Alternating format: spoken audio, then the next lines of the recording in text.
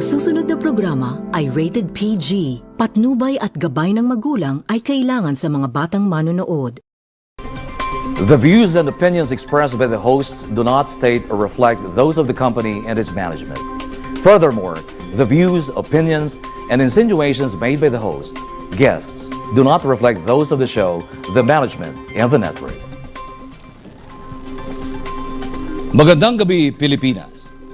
Power, politics, and the Senate on the brink of institutional crisis as competing factions battle for control of the country's highest legislative chamber.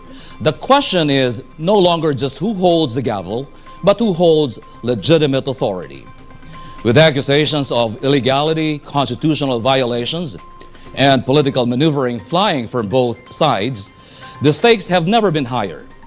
Is this a fight for principle or a fight for power? Tonight, we investigate the Senate showdown shaking the nation's political landscape. I am Ox Balyado, and this is the PH Insider on TV.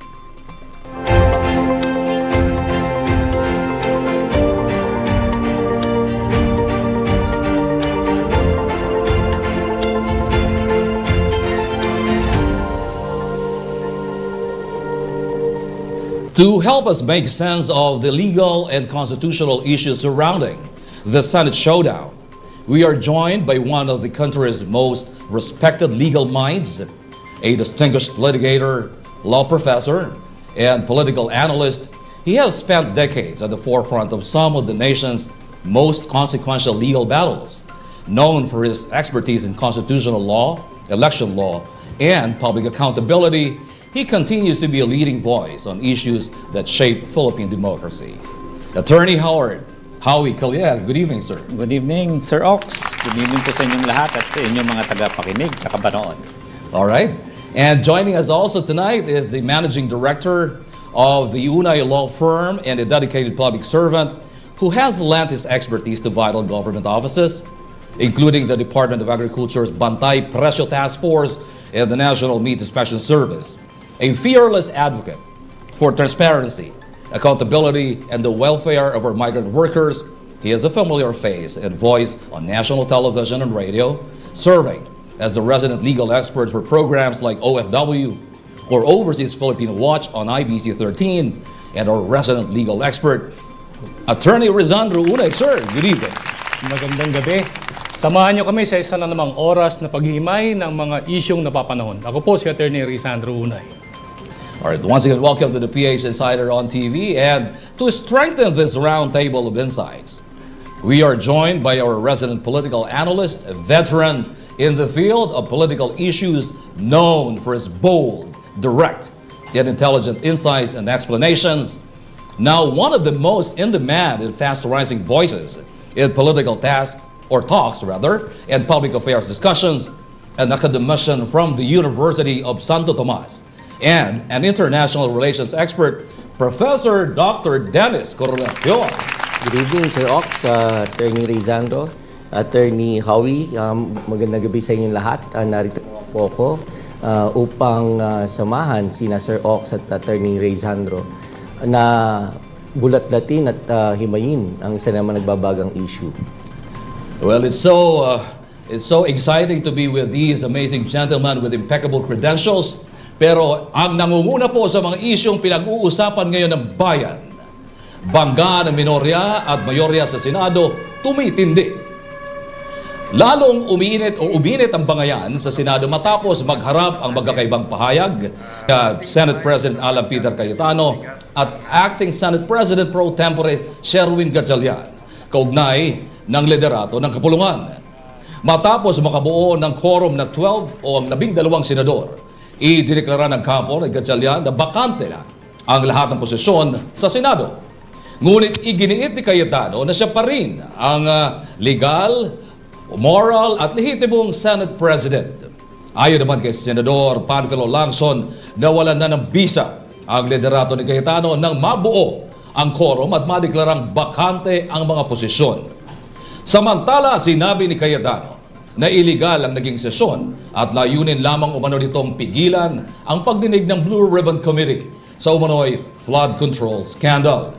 Dahil dito, lalong lumalim ang hidwaan sa Senado habang hinihintay ng publiko kung sino nga ba ang tunay na may hawak ng liderato sa mataas na kapulungan. Alright, let's cut to the chase and proceed to our discussion tonight. I'm sure it's going to be very exciting and insightful at the same time. Batay po doon sa mga unfolding ng events, no? Based on the events that unfolded in the Senate. Ano po yung, ito, kailangan natin ng mga legal experts dito. Professor, ano po yung initial na legal assessment sa sitwasyon? Let's start with Attorney Howard. Siguro unahin ko na, Sir Ox, no? Malinaw naman, ang ating Senado ay sumusunod sa ating Constitution, number one. At pagdating sa Constitution, nandyan din po ang pag-interpret ng ating batas, yung tinatawag natin na jurisprudence.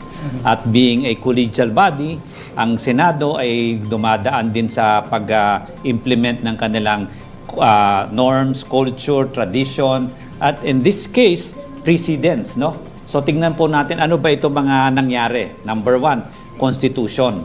Ano ba ang sinasabi ng ating batas tungkol sa quorum? Kasi ang pinag-aawayan dito yung bang pagpasok ni Senator Cheese at naging 12, iyan ba ang nakabuo ng quorum? Tinatanong ba nila na kailan naging 12 ang quorum? Marami nang nangyari, pero tingnan po natin, mula noong 1935 Constitution at ito pong 1987 Constitution. Titingnan po natin Article 6, Section 10, Paragraph 2, compared to Article 6, Section 16, Paragraph 2 ng 1987 Constitution. Kung titingnan po natin, ang wording ng Constitution na yan, it is to the letter and to the dot, the same. So, in-explain na ba yan? Klaro na ba yan kung ano ang mayorya? Yan po na-explain sa ating jurisprudence. At siguro yung ating kapanyero, si Attorney Panyero Rizalino, mag-agree na jurisprudence is part of the law of the land. So hindi lang po constitution yan. So nandito po tayo sa diniklara ng Avellino versus Cuenco na sinasabi na sino ba ang umaabot ng majority o saan nakukuha yung majority. So sino yung mga sinasabing the Senate has jurisdiction, has physical and functional presence, no, of the senators. Nung time nung Avellino versus Cuenco, may isa doon nasa Amerika, meron isa doon may sakit. Nasa ospital. Nasa ospital. So nung tinawag yung quorum, 22 lang sila. At ang natira sa Senado nung panahon na yon ay 12. Nang inabot ito sa Supreme Court, sinabi dahil hindi makukuha ng jurisdiction o yung processes ng Senado, yung dalawang nawawala, sinabi nila na membership is based on, quorum is based on 12. So ngayon, ano bang nangyari sa Senado ngayon? Is it on all fours together with what is happening today? Si Jinggoy, nakakulong, non-bailable. So, walang legal processes na makukuha ang Senado dahil bago mo makuha yan, nasa kabilang separate part of our co-equal branch of government na yan. Nasa judiciary na yan, nakakulong. So, hindi mo siya pwedeng kunin. Hindi siya pwedeng kunin ng Senado. Number two, yung isa naman, tumatakbo against sa batas natin, nagtatago, no? Yung legal processes natin kasi meron siyang arrest warrant. Sabi ko nga, paano mo mafo-force si Senator Bato mag-attend? Paano mo mafo-force si Senator Bato na nagtatago sa ilalim ng bato? So, paano mo siya mahahanap? So, hindi mo rin siya makukuha. So, again, ang basis natin is 22 kasi yun lang ang pwedeng panghawakan ng Senado. So, ano ba ang majority niyan? 22, 11, divided by 2 is 11, plus 1, 12. Sabi ko kanina, precedence. Nangyari na ba ito sa Senado? In addition to the Avellino, nangyari na ito ng maraming beses, about, I think, 6 or 7 times. But ang very telling, recently, si Senate President Frank De Rolon, noong 2015, May 2015, siya pa ang Senate President noon. At ang nangyari noon, 3 senador din ang nakakulong. Jinggoy, Enrile, at Bong Revilla. Tapos yung iba, on official mission. So ang sinabi doon, nung binang ni Senator Drilon, ang kanyang gavel, sabi niya, majority of 12 over 17. So 12 din sila nung panahon na yun. And very telling, Sir Ox, present si Senator Pia. Senador, si Senator Ala nung panahon at that time. Senador, si Senator Loren nung time na yon. Kung question nila ngayon yung quorum na 12. Bakit hindi nila question noong 2015? Nung sila ay senador din. So sinasabi natin, that is precedent. So there is law, constitution, there is jurisprudence, there is precedence. So saan po ang tama? Doon po sa mayorya ni Senate President, Acting Senate President Sherwin Gatchalian. At kaya bakante yung Senate President dahil nung nagbang sila ng quorum, any and all businesses of the Senate can be conducted. I think si Prof. Tsaka si aking panyero would agree to that. At kasama doon yung pag-reorganize ng Senado. So nung dineclare vacant, kasamang declare vacant doon ang Senate presidency. Bagamat, klaro rin sa Constitution na dapat majority of members, of all members or sitting members ng Senado ang Senate President. Yun lang naman ang klaro sa ating konstitusyon. Kaya sinasabi natin na hindi nila hinawakan ang Senate President, kaya acting lang, which is also in consonance with the Avellino case. Kasi nung time na yon, even the Supreme Court said, hindi namin may panghahawakan ang Senate Presidency, pero yung quorum, didesisyonan namin. Okay. So, dinesisyonan nila na ang quorum is 12 over 23 at that time. Ngayon nga, mas matindi kasi 12 over 22. So, sa patingin ko, ang tama, kung susundin natin, tama yung grupo ni Senator Sherwin. And I think, again, si Prof. Saka yung aking panyero dito would agree na when we interpret the Constitution or we interpret the laws, it is what would give it soundness and effectivity and which would give soundness to its execution, not absurdity. No? Pero kasi kung itutuloy mo yung deadlock, it would be absurd to be a deadlock. So paano mo magiging functional yan? Yeah. Itutuloy mo siya para matuloy yung function o yung trabaho ng Senado. Which is tumuloy siya at mag-attend siya at gumawa siya ng batas. Well, thank you, Attorney Howie. Attorney Zandro, ano yung initial assessment mo din sa mga kaganapan niyan? Well, ang gusto ko lang i-contextualize yung mga nangyari. Na itong labanan sa quorum is i-contextualize natin doon, ikakibat ito doon sa pag-unseat o kaya pag-declare vacant ng mga positions ng officers ng Senate.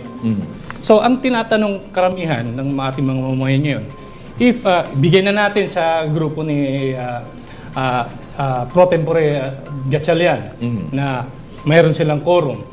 But if they have the power under the 12, close 12 na senators to unseat or to declare everything vacant, why can't they install president? Kasi nung mag-open kasi yung i-declare ni Senator Gatchalian, if I remember it right, yung Senado at mag-declare siya ng quorum. Sinabi niya noon, ang basis niya, hindi niya sinabi yung Constitution. Automatically, binasa niya kaagad yung Avellino versus Cuenco. Na yun ang basis niya in declaring the quorum, not the Constitution. Klaro yan. So, if they believe that indeed they have the power under the 12, bakit hindi nila pwedeng mag-install ng Senate presidency? Because I believe na hindi dapat magkaroon ng void lalo na itong importanteng institution na to. It's either meron kang Senate President or wala, or merong bago. Otherwise, kung hindi, andun pa rin si Senate President Cayetano. Parang yun ang lumalabas na gustong palabasin ngayon itong grupo ni na Senator Cayetano naman. So, nagtatanong ang taong bayan, if ibigay natin na under the Avellino case, ay may power ang ating 12 senators to declare everything vacant, why can't they have the power to install? Bakit everyone? OIC lang? Bakit OIC lang? Okay. Alright. Professor Dennis, sa konteksto o sa pananaw ng isang political analyst, ano yung assessment mo ngayon sa mga kaganapan na nangyayari sa Senado? Lalo-lalo na itong mga binabanggit ng mga kagalang-galang ng mga abogadong kasama natin. Well, actually may tanong ako pero to answer your question, Sir Oxon, ang nakikita ko dito is a series of actions that always end in a deadlock. Sunod-sunod to hindi lamang kahapon, kundi yung mga nakaraang araw pa. Halimbawa, kagaya nung nag-walkout yung 11 members ng minority bloc natin, the following day, gumanti naman yung majority bloc, sila naman yung boycott ng session. At marami pang ibang pangyayari, no? Ang sa akin kasi dito is ang bilang isang analyst na ang interest ay yung politika nangyayari, di ba? Ang tanong ko dito is it seems that this is another deadlock. Kaya nga lang ang grounds ay more on legal. Oo. And it appears that there are two contending schools of thought. One is based on the Senate rules, together side by side with the Constitution. The other one naman is based on jurisprudence, along with the Constitution rin. Ang tanong ko dito, pareho may legal basis. How do we resolve this legal stalemate? Is that the question you want to Yes. raise before these two gentlemen? Yes. Okay, go ahead. Sige. Yan, Attorney Howie. yan ang pinag-uusapan namin kanina before. Simple lang ang sagot ko dyan. Yes, The Constitution, the rules, is already interpreted by the Supreme Court. Yes. And that interpretation is clearly in the Avellino versus Cuenco case, which is a 1949 case, which is until now a leading case. And to me, as I said, on all fours, similar, if not exacto, to the situation at hand. Because, as I said, sino ba yung mabibigyan ng Senate processes? Nung time na yun, sabi ko nga, isa may sakit, isa nasa hospital, isa nasa abroad, outside. Ito, mas matindi ang circumstances why they cannot force the Senate processes or force them to get jurisdiction over them to go to the Senate. Yung isa, nakakulong. So how can you have jurisdiction? The jurisdiction is already with the courts. Number two, yung isa nga, sabi ko, may arrest warrant and you cannot even find him. He is termed by the DOJ, by the Solgen, as a fugitive. So kung mahanap mo man siya, you are not to deliver him to the Senate. Kung mahanap mo man siya, you are to deliver him to the law enforcement authorities which would enforce the arrest. So technically, again, you cannot, there's no Senate processes to get to him. And therefore, hindi na talaga siya pwedeng bumoto. So hindi na talaga pwedeng Okay. mag-doon. And klaro naman yung sinabi doon sa Avellino case na sino ang major, those who can have physical and yung presence doon sa Senado, no? Constructive, ang sabi doon, constructive quorum, no? So, yun ang mangyayari doon. So, tama, may constitution, tama, may rules, pero lahat ng questions, lahat ng hindi maintindihan, yan na-explain ng Supreme Court. Although, as I said, tama yung sinabi ni Panyero kanina, bakit walang Senate President? Di ba? Because nga, ako, I would differentiate one to the interpretation as a quorum compared to the interpretation to voting the Senate President, which would call for a greater majority, which is 13. Now, my question there is, since, alam din ni Panyero ito, noong 1935, walang expanded jurisdiction Yes. ang Supreme Court. Sa 1987 Constitution, may expanded jurisdiction. Meaning, anong ibig sabihin niyan? Dati kasi pag political question, Wala na. sasabihin lang ng Supreme Court, ay, political question yan. In fact, Kayo dismiss yan. nga muna yung dinismiss. hands off sila. Wala kami dyan. Hindi namin hahawakan yan.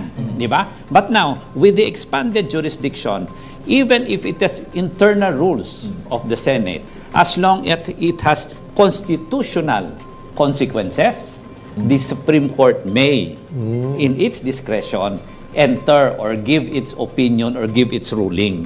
So, ang question dyan naman, ano ba ang ibig sabihin ng membership? Yan. Kasi, as of now, members sila except kung death, resignation, or disability. Now, yung bang constructive na presence na yan o yung functional presence na yan, can it be considered as they are member or not member? Because isa or maybe dalawa, baka mapunta sa ICC. Alam, di ba? So, ayun ang question. Pag naging ganyan, baka bumaba ang number. But I think that is, for me, I think, Panyero, kaya maganda na dalhin ito sa Supreme Court on either party. Because either party may bring this issue to the Supreme Court. And I think it would be a very good academic discussion. But as far as quorum is concerned, that has already been settled. With regards to the membership on who is a member or who is the Senate President, I think that can be clarified in a succeeding case, if they so wish to file one. Speaking of quorum, attorneys and Professor, gaano ba kahalaga ito sa proseso ng mga ginagawa sa Senado? Well, kasi yun, Para lang alam din ng taong bayan yun kasi kasi ang bakit kailangan may quorum para pag-proceed sa Senado yung mga diskusyon, Yeah. debate, or whatever. it confers legality on the act being in the proceedings being conducted by the Senate. Yes. So, kasi pag walang quorum, ibig sabihin wala yan. Ngayon, ang contention is sino ang may hawak ng beat, sino ang may hawak ng quorum. Masasayaw tayo dyan. But then, gusto ko lang dugtungan yung sinabi kanina ni Atty. Calleja na since kailangan dapat yung Senado natin must move forward, must be functional. But then gusto ko lang malaman sa opinion ni Atty. Calleja, paano ngayon na pareho lang silang 12? Pareho lang naman sila 12. I beg to disagree, Panyero. I think ang bilang ko dyan 12-10. 10. 12 din. Oo, kasi yung 2, non-functional. We have to remember, kahit nung panahon ni Laila de Lima, nakakulong din si Laila. At nag-move sila na hindi siya, it's not for her to vote, but just to participate. Yun ang diferensya doon sa ginagawa ni Marcoleta ngayon. Kasama na nung kanyang hairstylist. So, hindi pumayag ang Senado na makaparticipate siya. So, Pumunta sa Senado, hindi siya pinayagan. hindi siya pinayagan. Di ba? Meron din doon video nung time na yon kasi COVID din doon and everything. Hindi rin pinayagan yon. Kasi nga, sabi niya, nakakulong ka. So, ang akin lang, kung titingnan natin, ang bilang ngayon is 12 dun sa isa. Although, hindi naman pa nagdeklara si Cheese na nasa new majority na siya.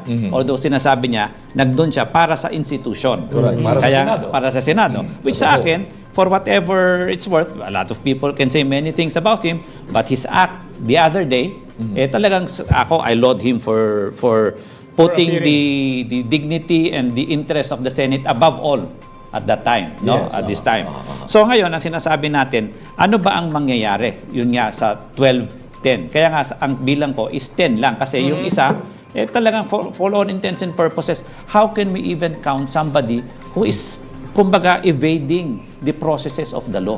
Baka ang mas importanting question dyan, sino ba talaga ang members of the Senate at this Correct. point in time? Correct. Na I think with the expanded jurisdiction, baka magandang desisyonan ng Korte Suprema. Because, Panyero and Sir Ox, Prof, it would have a determination July 6 onwards impeachment.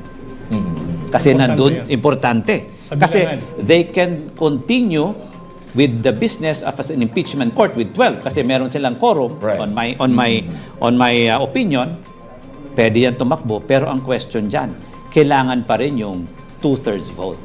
Correct. Yun, no? At saka, importante rin yan. Kung nakita mo no, the other day, isa sa mga minotion nila is kung pwede mag-appoint yung Senado ng ibang presiding officer. Yan, minove yan ni Senator Migs. So kasi, nasa Constitution natin, ang presiding officer, Chief Justice, only for the President.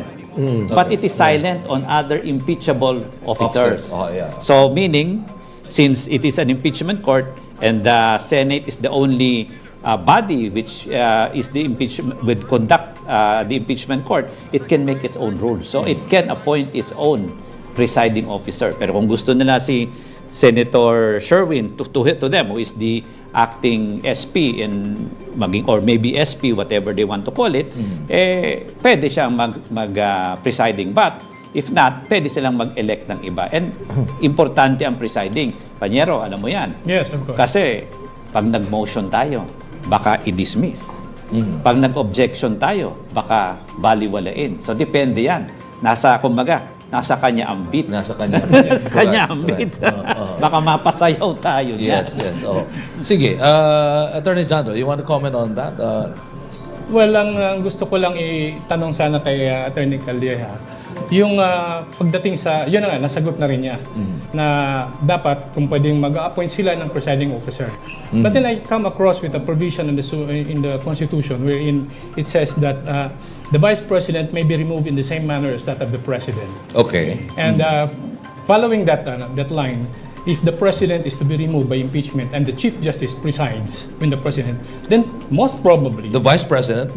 when the Vice President is being impeached, it should be Presided by the Chief Chief Justice. Justice. Okay. Yeah, Oh, I- it being the Vice President is the alter ego. I think it is a fair deal. Sa akin, Kasi, sa akin, it's a fair question. yeah. Yeah. It's a fair question. That sabi ko nga, that can be raised kaya nga maganda itong panahon na Yes, ito. yes, yes. No? Maganda itong panahon na ito. Although sabi ko nga, as far as quorum is concerned, settled. But there are other questions, other issues, other legal issues that can arise. So yun ang pwede nalang dalhin. But I'm sure, kung titingnan mo, nung isang araw, nag-committee session lang si Senator Peter. Whereas yung majority, the new majority by Senator Sherwin and company, nag-plenary. So ano bang titingnan natin? I think, Professor, alam mo yan. Sino ba ang may mace sa Senado? Yan ang Kasi pag nandyan ang mace, may sesyon. Pag di ba, adjourn, binababa ang mace. Yes. Wala namang mace doon sa Committee hearing because it's not a plenary. It's just a committee hearing. So, alam din natin yan. If you have a right, if you have a title to anything, what's the number one thing to take control? Is possession. Bakit 3 araw wala siya doon kung siya talaga ang Senate President? Di ba? Ang tawag ko nga dyan, Senate President of Facebook. Dahil kaharap lang niya yung Facebook eh. Nag-o-online lang siya mag-isa. At gumagawa siya ng sulat niya mag-isa. Hindi kaya dahil hybrid na ngayon, uso na yung hybrid. Pwede na na-approve yun, Sir Yung, Ox, eh. ang alam kong hybrid yung sasakyan ko eh. Pero may tanong po ako, no? Kasi, well, apparently, hindi naman papayag si Senator Cayetano, Alan Peter Cayetano, na i-give up niya yung position niya as Senate President. So that puts us in a very awkward and absurd position or situation na parang dalawa ang ating Senate leaders. So one, you have Alan Peter Cayetano. Two, you have Win Gatchalian. Magkakaroon na ng SONA. Malapit na yung SONA. Tapos, pag natuloy yung impeachment trial, sino kaya yung presiding officer? Sa SONA naman, sino kaya yung tatabi sa upuan kay Presidente. kay Presidente? Plus, meron ng mga Senate positions na vacant, tapos may nagpapatuloy ng mga Blue Ribbon Committee. Yeah, but you have to remember, Sir Ox, pagdating natin sa positions vacant, because sa Constitution, yung ibang officers, majority lang yan eh. Yeah. Ang malinaw lang naman doon is the Senate President. That's why I'm saying, yung meeting nila o yung hearing nila the other day for the Senate Blue Ribbon, mali. Kasi dineclare ng vacant yung Senate Blue Ribbon at binoto na si Erwin Tulfo as the new chairman. So dapat ang sundin doon yung direksyon ng chairman na sinabi niya ang next hearing ang next Monday. kasi magre-organize siya sa Monday pa. So doon tingnan mo tahimik sila, hindi nila sinasabi yon. Doon lang sila sa Senate President. Pero klarong-klaro na may quorum, nag-vacant at ang position ng Blue Ribbon na bakante at iba na ang chairman. So dapat yon hindi talaga natuloy yung hearing nung isang araw. But with what's going on, I mean, I understand earlier today, meron mga nangyayaring hearings, no? No, hindi kahapon yun. Kahapon, sorry, yesterday pala yung 80 soldiers. So, well, it's an obvious manifestation na parang hindi sila pabor o hindi sila amenable doon sa mga pangyayari na tila nga yung Blue Ribbon ay may bago na. Pero ang tanong ko, Sir Ox, yung 12, magkakasama. Kahit dun sa Blue Ribbon, parang 5 lang ang nakita ko. Baka meron pang tumalon. Ano, Prof? Baka meron pang Sige. tumalon ng bakot. I think, Mamaya. yun ang tanong natin sa political analyst. Sino pa ba ang tatalon? Meron ba? Pero Mamaya tatanungin natin dyan siya. alam ko na kung sinong tatabi sa SONA. Na-recognize na ng Malacanang si Sherwin Gatchalian. Oo naman. Mahirap okay. namang hindi niya ito pa rin yun. Siyempre.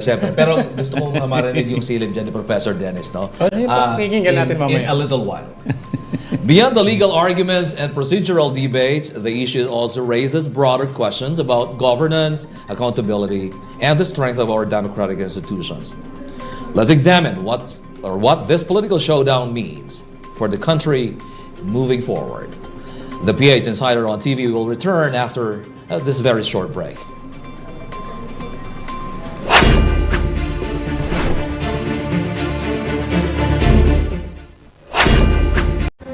2025 was a meaningful year for Bingo Plus Foundation. As our purpose grew, it was time for a new chapter. Introducing DigiPlus Foundation. Education is the bridge to opportunities. Through the Future Smart program, we empower learners and educators nationwide. At DigiPlus Foundation, we multiply learning for a better future. Healthcare should come with no barriers. Kalusugan Plus delivers medical missions, and Embrace Plus mental health support, which empower every Filipino through compassionate and accessible healthcare. At DigiPlus Foundation, we multiply healing. One patient, one community at a time. Every dream deserves a chance. In Wish Plus, we grant wishes, empowering individuals, families, and communities together with their partners. At DigiPlus Foundation, we multiply hope, dignity, and possibilities. Disasters don't wait. Through the Bayanihan Plus program, we mobilize immediate response and recovery efforts. At DigiPlus Foundation, we multiply the spirit of Bayanihan across the nation. DigiPlus Foundation is committed to delivering on our promise to bring help within everyone's reach. When support becomes accessible, impact doesn't just grow, it multiplies.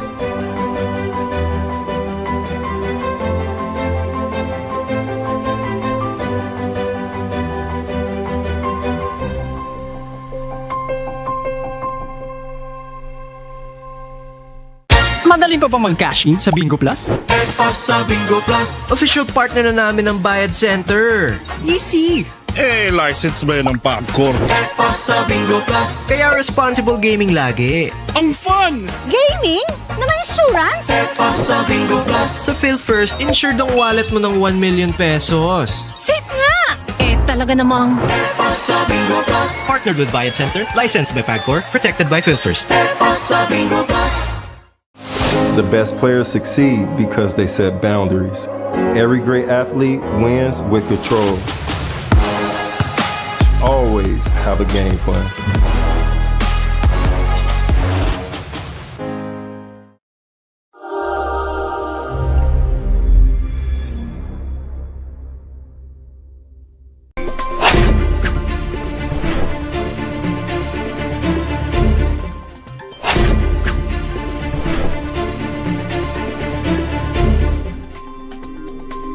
The battle for leadership in the Senate is more than just a clash of personalities or political factions. It raises fundamental questions about governance, institutional stability, and the rule of law. As the controversy continues to unfold, many Filipinos are asking what this means for the Senate's credibility, the country's democratic processes, and the public's trust in government. So let's now look beyond the legal arguments and examine the broader political implications of this unprecedented showdown. Balikan natin si Professor Dennis. May hanging question. Sige. Professor Dennis, hawak mo na ngayon ang beat. Hawak ko na ang beat. Sige. Okay. Itong dynamics na nakikita natin ngayon sa Senado, ang tingin kasi ng karamihan ng mga Pilipino is that hindi na serving kanilang interest. Oo. Papilit nilang iniisip, okay, may nagpapalit-palit tayo ng Senate President. Then whose interests are they fighting for? Itong mga miyembro ng Senado. There's always that question in their mind. Para ba to sa publiko o para sa pansarili lang interest? So, isang malaking katanungan po yun, Nasa amin naman mga political analysts, ang nakikita namin dito is that this is a competition among our political elites. Yeah. So there's always that struggle for power, for dominance within that specific institution called the Senate. Maaring yung mga rhetorics na sinasabi para ito sa bayan, para sa demokrasya, and so on and so forth. Pero kung tatanggalin mo lahat yung mga ganung klase para sa Senado, sabi ni... Para sa Senado bilang institusyon. Okay. Pero kung titingnan mo, parang it's more on para sa kanilang sariling interest. At the end of the day. Tama. I just don't know if our lawyers agree with this perspective. Ako, bilang isang pangkaraniwang mamamayan, ang pananaw ko rin gano'n eh. Ang punot dulo lang naman ito yung kaya binabanggit natin yung pagpapanatili nila sa pwesto at kung sino mangingibabaw doon sa mga kanya-kanyang kinikilingan. Because I do understand that they have their own personal biases and preferences when it comes to whoever's going to be sitting in a particular position. Yes, sa akin naman, Ox, it's a political institution. Yes. So hindi natin matatanggal yan. Of course. But being a lawyer, tignan natin ano ba ang ebidensya, tignan natin ano ba ang batas, ano ba ang legal. That's why I'm saying, kung titimbangin natin dito, ano ba ang nararapat na quorum? Doon lang tayo pumunta. So sa akin, as I said, when you interpret the law, it is not based only on the Constitution, it is not based on the law only or the rules. Meron jurisprudence, may precedents, at when you put this all together, at the end of the day, it's supposed to be implemented or executed in a sense na, as I said kanina, to be functional, not dysfunctional. So where do we move forward and make it functional? To give the Senate a voice, a way towards moving forward and doing its work, which is giving credibility to a constitutional quorum or constitutional majority, which is now on the side of Senator Sherwin and company. Right. No?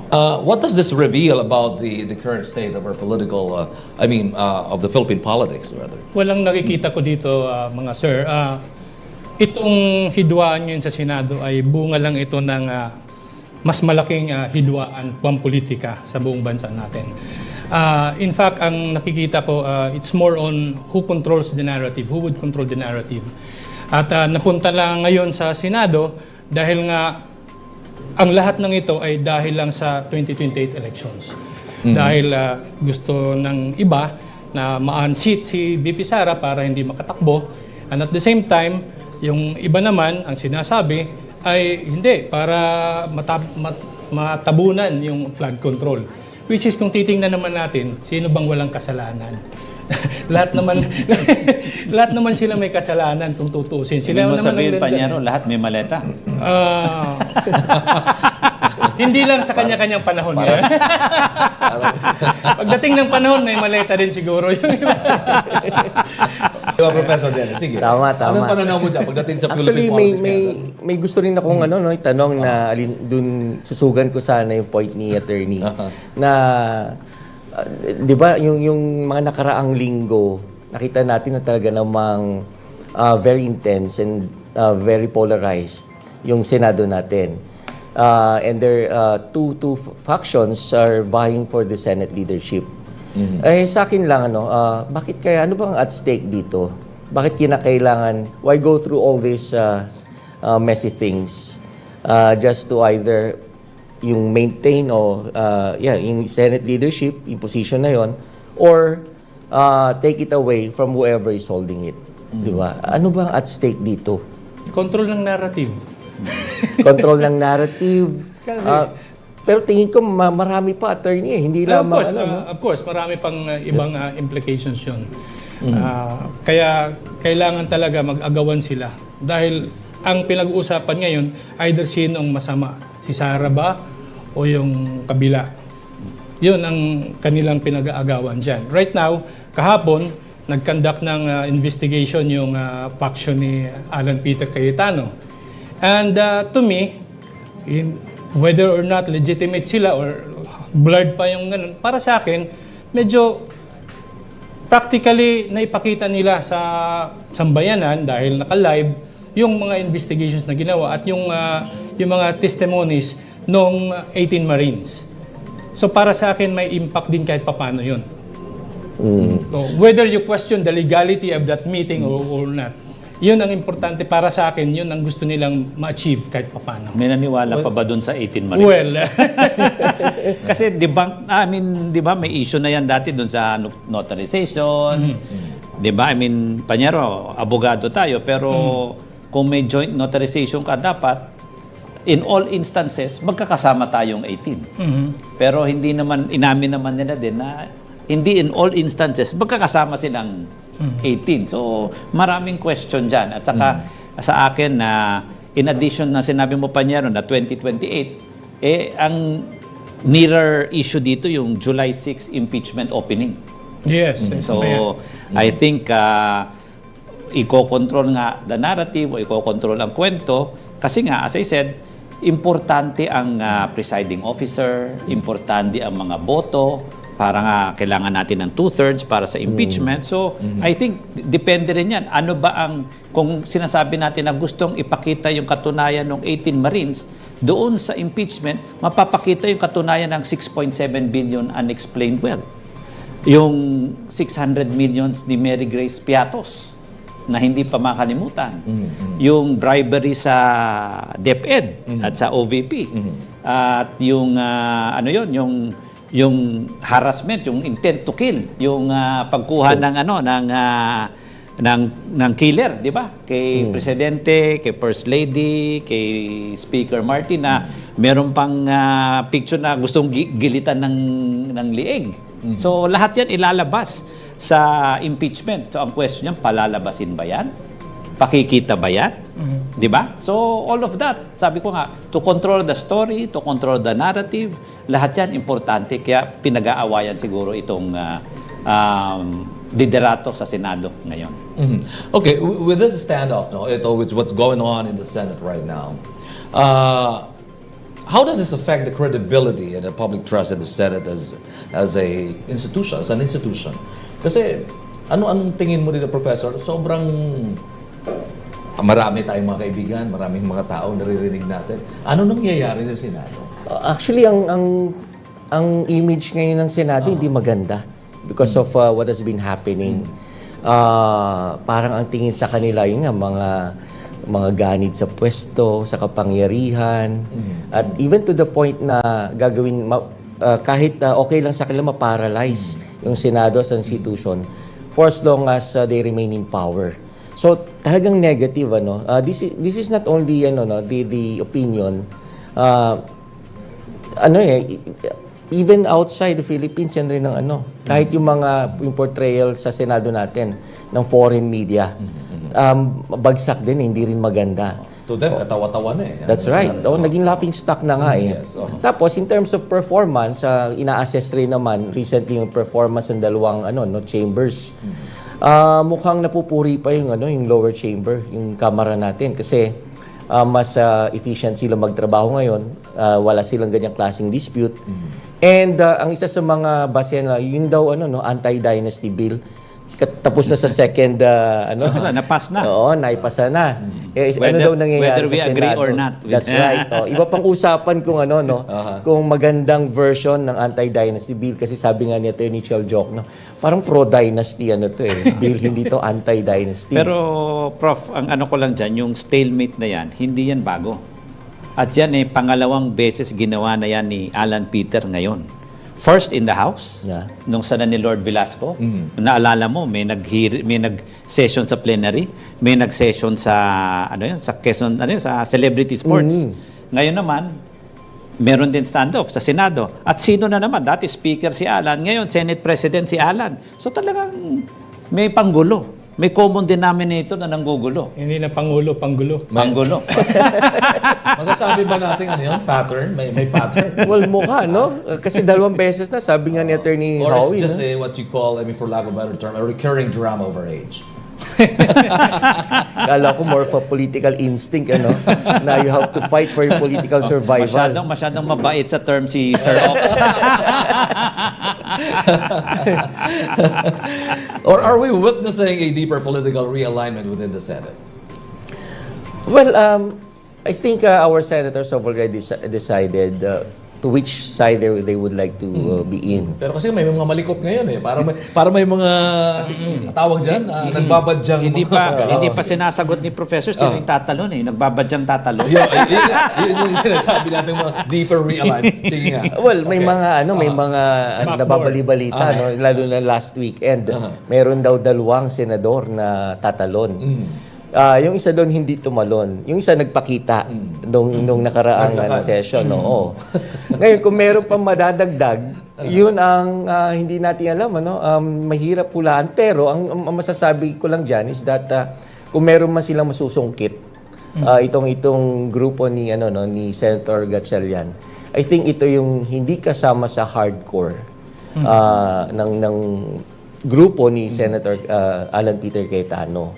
Hindi ito yung mga diehard Duterte, pro-Duterte senators. At hindi rin siguro kasama, hindi rin yung isa sa magkapatid, ano? So, yung sister ni Senate President, hindi ko alam kung Senate President pa o former na, no?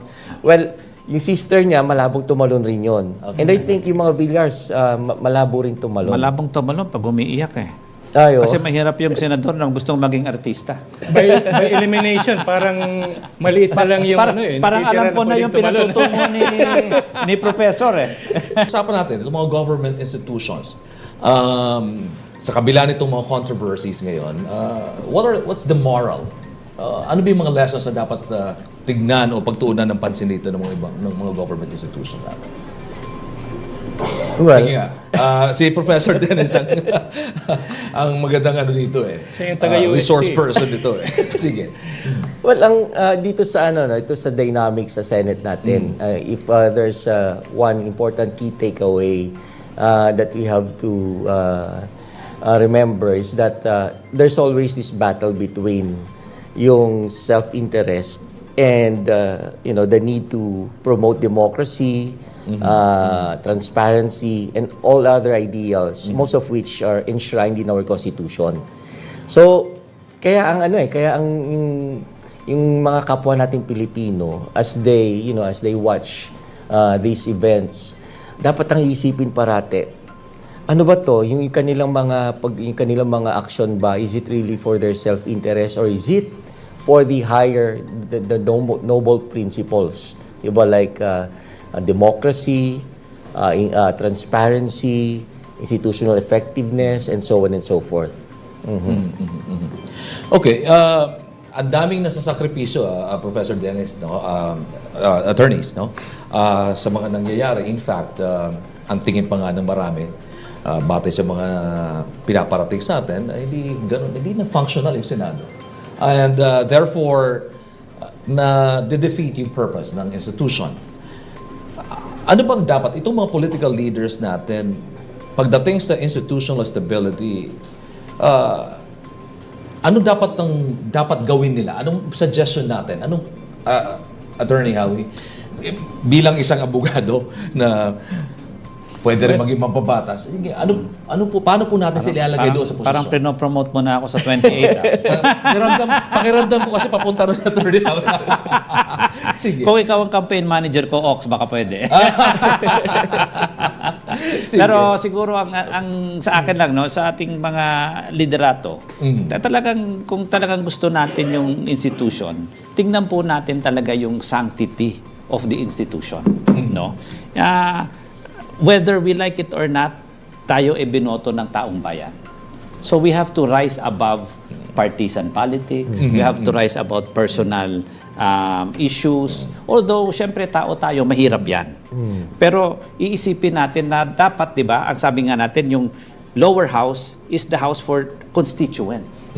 Ang upper house, which is the Senate, talagang dapat yan for everybody. At yan ay talagang ang constituent mo, yung taong bayan. So, dapat talaga mas mataas ang tingin natin sa kanila. Kaya nga tawag, even ang hinihingi natin sa Senate President, although you are voted by the majority, you are Senate President of the institution. Correct. Di ba? So, yun ang kailangan natin pangalagaan.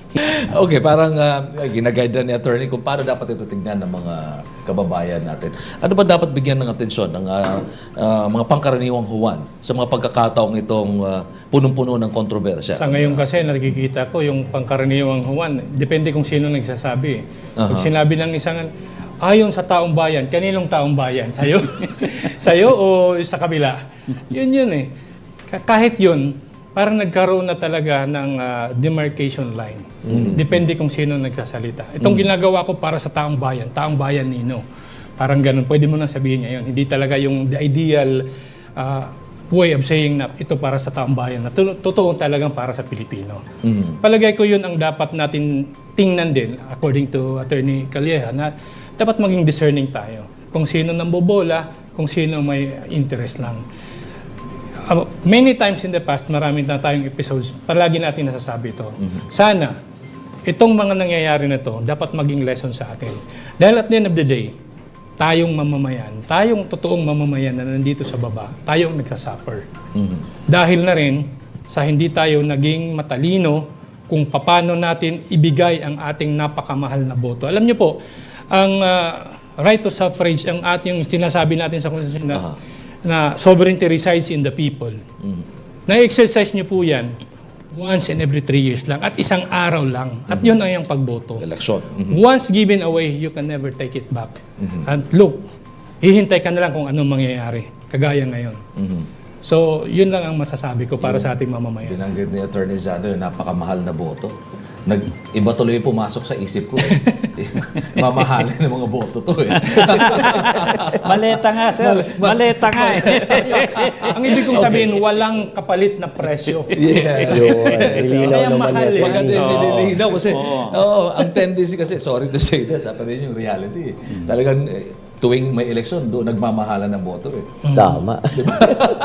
Okay, looking forward, no? Ano mo dapat mangyari dito sa Senado in order for the Senate to regain and restore the confidence especially ng tao bayan? Well, sa akin, isa sa mga dapat gawin and immediate, I think this has to be done immediately. That is to resolve the impasse in the Senate. Kasi even though tama sinasabi ni Attorney Howie kanina, na insofar as the Constitution is concerned and our laws are concerned, hawak na ng kampo ni Senator Gatchalian yung beat sa Senado. Oo. So, ang tanong, paano mag-react dito yung kabilang panig?